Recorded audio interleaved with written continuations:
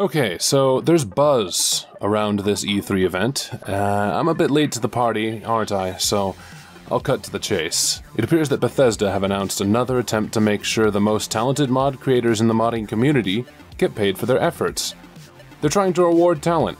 Bethesda want to work more closely with the best in modding talent, offer them an official channel through which they can make content for their favorite games, and pay the bills doing so. So, what's the community's reaction?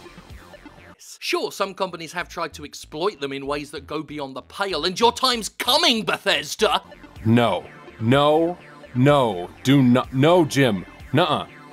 I want your excellent analyses of the gaming scene as a whole, not your personal opinions. Jesus fucking Christ. Listen, there is nothing wrong inherently with the idea that Bethesda are trying to implement. You want to know what the problem with paid mods was before? Steam. By teaming up with Steam, Bethesda ensured the idea of paid mods would be a fucking joke. You've pointed out Steam's incompetence with moderating and quality assurance. You've been up Greenlight's ass for fucking ever, and rightly so. It was a fucking cesspool. This hands-off approach is key in determining whether or not the idea of a paid mod business model will work. As predicted, it didn't work in its original incarnation because there was no distributor moderation. People were totally free to upload mods from other modding communities and try to take money that wasn't rightfully theirs. And they tried. The paid mods community became absolutely cancerous. This also resulted in complete lack of quality control, which meant I could have uploaded something like a texture swap made in MS Paint and tried to monetize it. Granted, no one would buy it, but it was possible. At current, there is no reason to be angry with what Bethesda is doing. Not only are they handpicking the modders they are willing to work with, which is a huge step in quality control, but they are cutting Steam out of the equation. Excellent! That's a huge step to improvement. But with the fact that Bethesda is endorsing and curating the content made by these high-quality, well-trusted modders, can these even be called mods anymore? This is official content. This is content being published by Bethesda, created by independent content developers. Calling these paid mods is doing a disservice to the content being created. If anything, these aren't mods anymore. This is just content.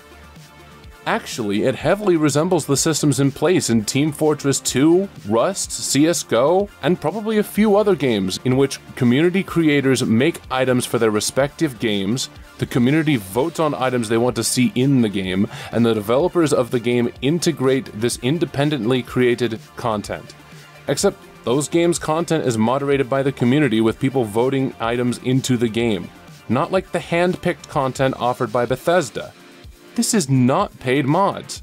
This hardly resembles the misguided attempt that was paid mods. This is more akin to offering prolific mod creators a chance to make official content, which, to be frank, I believe is the ultimate end goal of any modder, to turn their hobby into a career.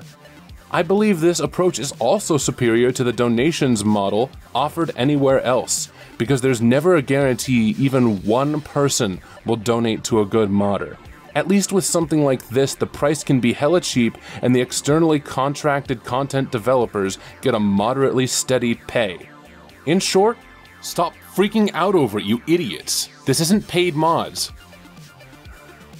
But that's just Bethesda. E3 has been a really interesting show this year, and I can't dive into it all without getting fucking furious. But I'll defer to someone else to show the controversy surrounding other events, and a particularly potent condemnation of Jim I donate money to serial harassers Sterling.